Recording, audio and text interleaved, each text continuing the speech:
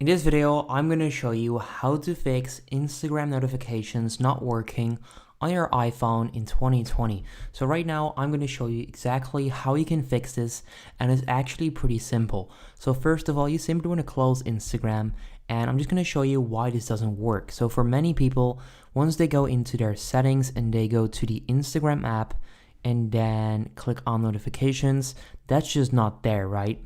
So for me, it's there, but for a lot of people, it's not there. So you want to delete Instagram from your phone. Make sure to remember your account information because otherwise you will lose your account. So make sure you remember your password.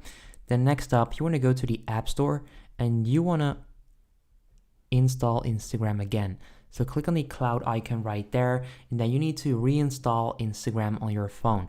Now this might take a while, so actually speed this up, and then I'll get back to you once Instagram is installed on my device.